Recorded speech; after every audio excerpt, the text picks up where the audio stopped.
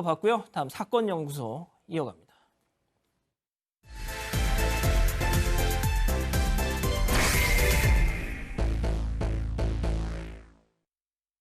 혼자가 된 할머니들을 유혹해서 5억을 뜯어낸 할아버지 카사노바. 호탕한 외모에 시원시원한 화술로 여성들을 유혹했는데요. 할머니들에게 뜯어낸 돈 대부분은 강원도 정선 카지노에서 탕진했다고 합니다. 이 사건은 2009년 9월 어느 저녁 서울의 한 포장마차에서 시작됐습니다. 홀로 술을 마시고 있던 70대 여성에게 60대로 보이는 한 남성, 최 씨가 다가와 옆자리에 앉습니다.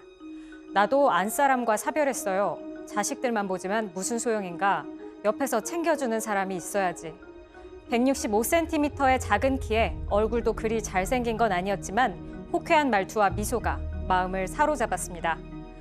두 사람의 황혼 연애는 최 씨 아들의 응원까지 더해지면서 급속도로 발전했습니다. 그러던 어느 날 여성의 큰딸 형편이 어려워졌다는 이야기를 들은 최 씨. 여성에게 다정하게 말합니다. 아파트 담보로 대출을 받아서 식당이라도 차려주는 게 어때? 글을 읽을 줄 몰랐던 여성은 최 씨와 그의 아들에게 모든 과정을 맡겼습니다. 그런데 이 남자 다시 돌아오지 않았습니다. 2억 4천만 원의 돈을 들고서 말입니다. 오늘 사건연구소에서는 외로움을 미끼로 사기 행각을 벌인 60대 카사노바 사건을 다룹니다. 야, 이거 진짜 이제 60대, 70대 여성에게 60대로 보이는 남성이 다가간 겁니다. 네. 포장마차에서 혼자 이렇게 술을 마시고 있는 이 70대 할머니를 보고 60대 남성이 이거 정말 박 변호사님 어떻게 그렇죠. 예. 근데 이제 혼자 한 건 아니에요. 처음에 다가갈 때는 이 60대 남성, 60대로 보이는 남성이 다가갔지만 나중에는 아들이라고 보이는 사람을 또 이용합니다. 아들을 이용해가지고 아버지하고 같이 살아라고 해서 두 사람이 이제 공범으로, 두 사람이 짝으로 범행을 좀 하게 되는데요. 특히 이제 가정 형편이 좀 딸이 어렵다는 얘기를 들으면서 식당을 차려주자 이때 좀 쏘은 것 같아요. 특히 이 여성 같은 경우는 글을 잘 읽는다 하더라도 계약서 같은 거 잘 안 보려고 하는 게 그렇죠. 일반적이거든요. 연세 좀 많고 이러면 믿으면 맡기거든요. 젊은 아들이 있다면 그 아들이 잘 알아서 하겠다라고 생각이 들기 때문에 그 아들한테 서류를 다 맡겼고 대출금을 2억 7천을 받았는데 그중에 2억 4천을 가지고 달아났습니다. 나중에 한참 후에 검거가 됐는데 검거가 늦어진 이유는 주거가 불문해가지고 어디 있는지를 경찰도 파악을 못했던 걸로 보입니다. 나중에 이 렌터카 업체에 이제 자기 이름으로 가져간 거를 경찰이 알게 되고 그 후에 검거를 했는데 알고 보니까 이 모든 돈은 도박장에서 다 써버린 상황입니다. 아이고 참. 피해자가 당연히 한두 명이 아니겠죠? 네, 이 남성 외모도 좋고 외모는 별로 좋지 않았고 키도 좀 작았다고 하는데 언변이 굉장히 좋았다고 해요. 이게 예, 그래서 포장마차에서 만났던 이 어르신도 좀 운명인 것 같았다 이렇게 느낄 정도였다고 하는데 피해자가 정말로 한둘이 아니었습니다. 이 대출금 2억 4천을 모두 도박으로 탕진한 다음에 같은 방식으로 여성들을 노리는데요. 2008년부터 2014년에 잡힐 때까지 서울 송파구, 경기도 하남, 경기도 화성, 강원도 태백 등 전국 곳곳에서 주로 고령의 여성들을 노렸습니다. 수천만 원에서 수억 원대의 돈을 받았고요. 좀 자세히 보면은 2011년에는 60대 여성을 만나서 투자하면 매달 20% 이자를 지급하겠다고 하면서 7천만 원 정도를 편취했고 2012년에는 또 땅 가압류가 며칠 안에 풀리니까 잠깐 돈 좀 쓸게 좀만 줘 해서 9천만 원을 또 편취를 했고 그다음에는 또 카지노에서 차량을 담보로 잡고 돈을 빌려주는 일을 하는데 투자금이 필요하다고 하면서 여성에게 또 3천만 원을 받습니다.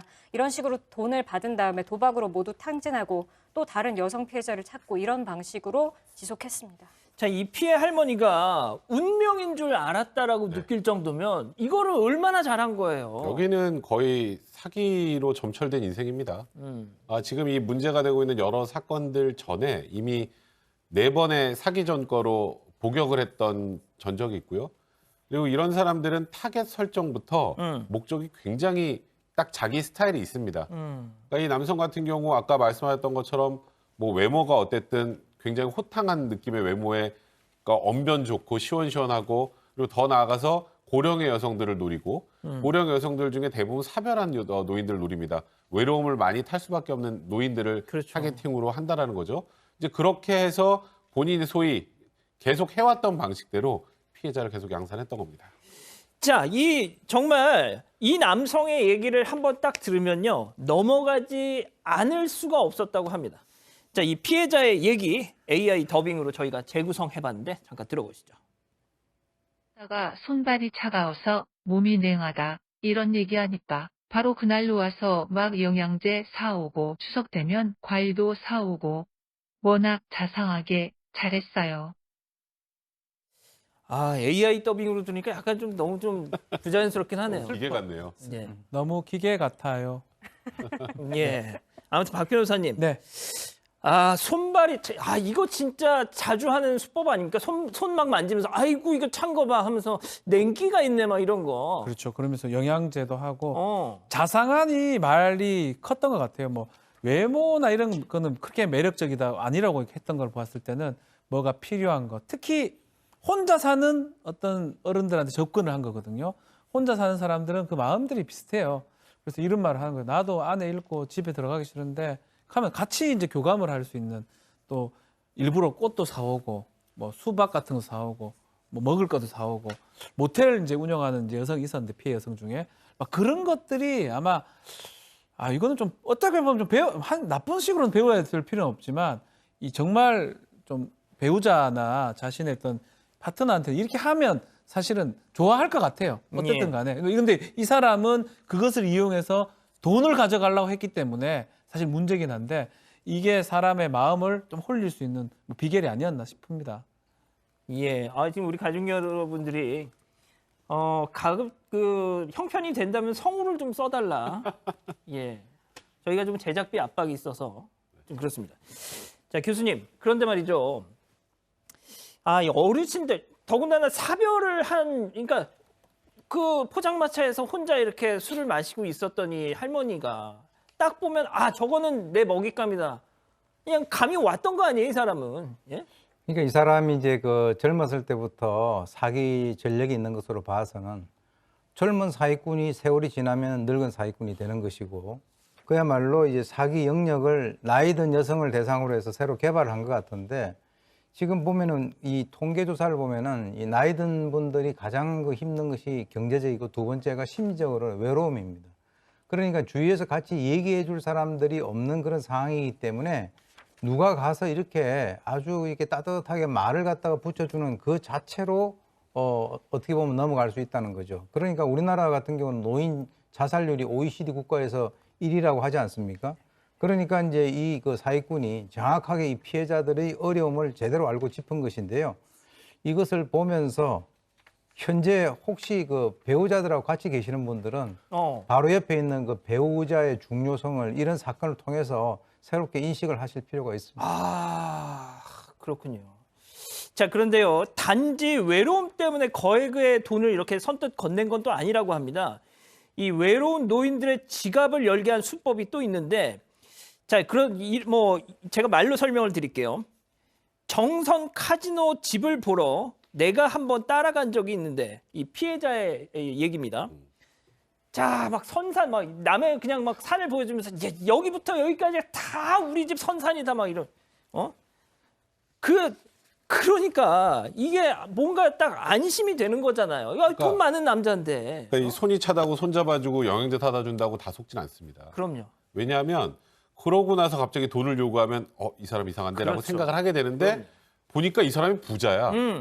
저기부터 부자인데 저기까지 그렇게 해요. 다 선산이야. 그냥. 뭐 거기다가 뭐 좀 사업도 한다 그러지, 뭐 아까 말한 것처럼 다 그렇다고 하지, 뭐 카지노 쪽에서 차 맡기면 뭐 관련된 그 뭐 소위 말하는 그런 류의 사업도 한다고 하지, 뭐 또 재혼 얘기하지, 거기다가 이 아들과 뭐 상견례를 하자고 하지. 아이고. 이제 그렇게까지 나오면 완전한 신뢰를 얻는 거거든요. 예. 그리고 자기한테 돈 달라고 하지 않잖아요. 그렇죠. 그러니까 내가 이렇게 하니까 투자를 하라고 하던가, 아하. 아니면 저기 딸이 그런 문제가 있으면 그런 거 해결해 줘. 그거 내가 그거 다 처리해 줄게.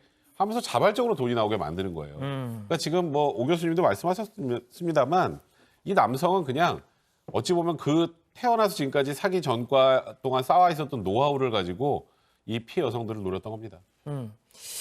자, 그러면 말이죠. 이 뻔뻔한 60대 카사노바 처벌 어떻게 나왔습니까? 네, 일단 좀 놀라실 것 같은데요. 이 소위 말한 뻔뻔한 카사노바 피해자 8명이었던 징역 4년 나왔습니다. 그리고 이 사기꾼의 범행을 도왔던 이 최 씨의 아들은 징역 1년에 집행유예 2년이 선고됐는데 일단은 이 판사의 판결 이유를 보면 나이가 많고 외로운 다수의 여성을 상대로 반복적으로 범행해 죄질이 좋지 않고 피해액도 크고 당연히 피해 회복은 하나도 되지 않았겠죠. 돌 들고 사라져 버렸으니까. 근데 그런 걸 다 고려한다면 징역 4년이 온당한가?